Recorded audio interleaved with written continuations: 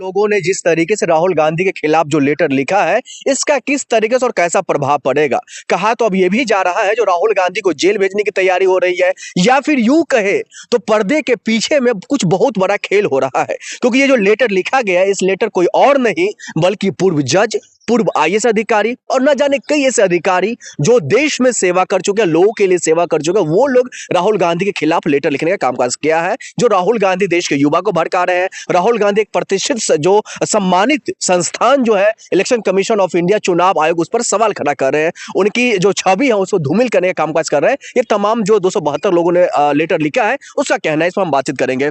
उसको किस तरीके से देख रहे हैं? राहुल गांधी को क्या पर्दे के पीछे कुछ बड़े स्तर पर उनको फंसाने की कोशिश या बड़े स्तर पर उनको एक जाल में फंसाने की कोशिश हो रही है? क्योंकि इससे पहले हमने देखा मोदी सर ने मामलों में उनकी संसद सदस्यता चली गई। इससे पहले हमने देखा उनका बंगला, घर, तमाम चीजें छीन ली गई। कहा जा रहा था उनको सड़कों पर ला दिया।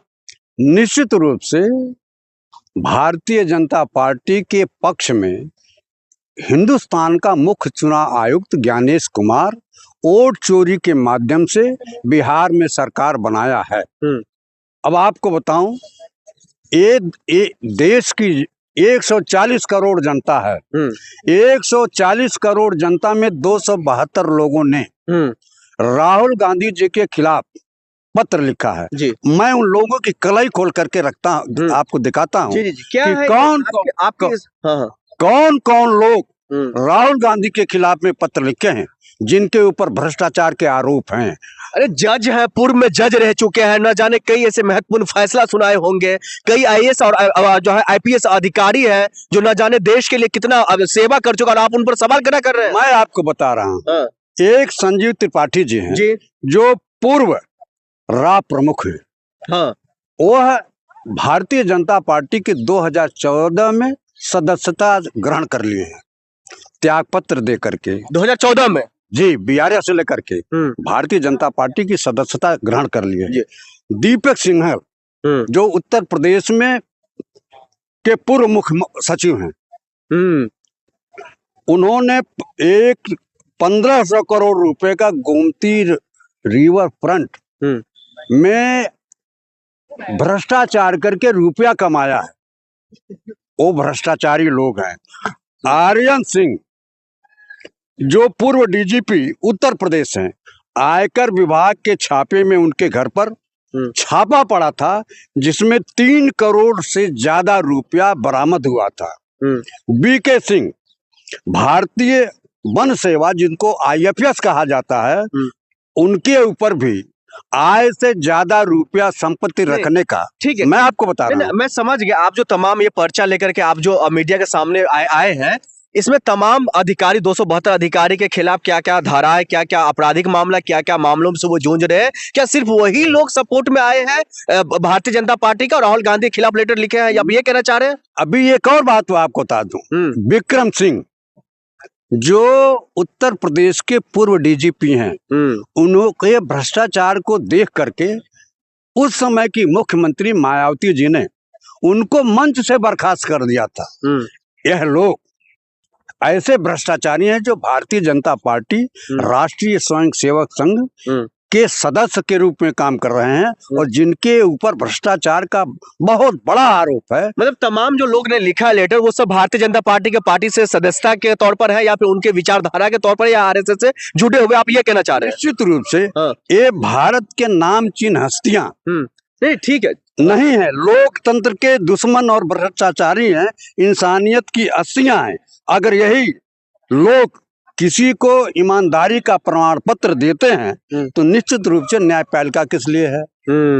न्यायपालिका लोगों को दोष ठहराने के लिए, लोगों को न्याय देने के लिए बनाई गई है। यही बात जो बात आप कह रहे हैं, जो न्यायपालिका के पास जाओ, कोर्ट का रुख करो, कोर्ट का दरवाजा खटखटाओ, अगर आपको विश्वास नहीं है तो यही बात तो राहुल गांधी को भी बार बार कहा जा रहा है। जो आप तमाम सबूत ला रहे हैं, आप तमाम पर्ची निकाल करके ला रहे हैं, आप जो है ये कह रहे हैं जो ब्राजीलियन आकर के यहाँ पर वोट कर रही है, आप कह रहे हैं जो वोट काटा गया एसआर के जरिए लोगों को मनोबल तोड़ा जा रहा है पार्टियों का, तो आप क्यों दरवाजा खटखटाते हैं सुप्रीम कोर्ट का या किसी और अन्य कोर्ट का? आपको बता रहा हूँ, ये 272 लोग जो राहुल गांधी जी जैसे, यह भारतीय जनता पार्टी के गृह मंत्री अमित शाह के इशारे पर यह पत्र लिखा गया है। और राहुल गांधी जो ईमानदारी से वोट चोरी का आरोप लगा रहे हैं, उदाहरण दे करके, प्रमाण दे करके। इतना ही नहीं, उन्होंने कहा है कि और यह मुख्य चुनाव आयुक्त को बचाने का, एक ढाल बनने का काम ये 272 लोग कर रहे हैं। क्या इसमें कोई चुनाव आयुक्त भी है क्या? क्या निर्वाचन आयोग में कोई भी इसमें अधिकारी रहा है क्या? ये सारे के सारे भ्रष्टाचारी लोग हैं, जो राहुल गांधी जैसे ईमानदार, निर्भीक, निडर, जो भ्रष्टाचार और वोट चोरी के आरोप में लोगों को एकदम ये ऐसा कर दे रहे हैं कि ये वोट चोर हैं और जनता के लोकतंत्र का हनन कर रहे हैं। लोकतंत्र का हनन न हो, इसके लिए राहुल गांधी दिन रात एक किए हुए, कुछ भी कर दें, लेकिन राहुल गांधी वोट चोरी के खिलाफ आंदोलन करते रहेंगे, आगे भी रहेंगे। इसको कोई रोक नहीं पाएगा। लेकिन ये जेल से बाहर रहेंगे तब ना रोक नहीं पाएंगे, क्योंकि इस लेटर के जरिए यही साबित होने की कोशिश हो रही है। राहुल गांधी प्रतिष्ठित सम्मानित एक संस्थान पर सवाल खड़ा कर रहे हैं, किसी का छवि धूमिल कर रहे हैं, तो उनको हम कार्रवाई करेंगे, केस करेंगे, एफआईआर करेंगे, न जाने क्या क्या बातें हो रही है। अब 3 पूर्व चुनाव आयुक्तों ने कहा है, जिसमें कुरैशी जी भी है, रावत जी हैं, उन्होंने कहा कि नेता प्रतिपक्ष एक संवैधानिक पद होता है। संवैधानिक पद पर राहुल गांधी हैं, और राहुल गांधी ही नहीं, अगर एक देश का नागरिक भी चुनाव आयोग पर वोट चोरी का आरोप लगाता है तो उसकी बातों की जांच होनी चाहिए। ठीक है। तीन आयुक्तों ने कहा है, ये 272 लोगों में से एक भी चुनाव आयुक्त का काम नहीं किया है। ये सारे के सारे भारतीय जनता पार्टी के इशारे पर काम कर रहे हैं। बहुत शुक्रिया बातचीत करने के लिए, लेकिन सवाल अभी कई सारे खड़ा हो रहा है, जो आखिरकार जिन लोगों पर सवाल खड़ा हुआ है, जो 272 लोगों ने लेटर लिखा है, राहुल गांधी के खिलाफ लिखा है, जो ये प्रतिष्ठित सम्मानित जो संस्थान है उस पर सवाल खड़ा किया है, उस संस्थान का छवि खराब किया है, राहुल गांधी को ऐसा नहीं करना चाहिए। उन लोगों के मुंह पर वो तमाचा है जो शर्मा जी ने बताया, कोई भ्रष्टाचार के मामलों में तो कोई किसी पर रेड पड़ा, तो कोई 2014 में ही पार्टी की सदस्यता ले चुका है।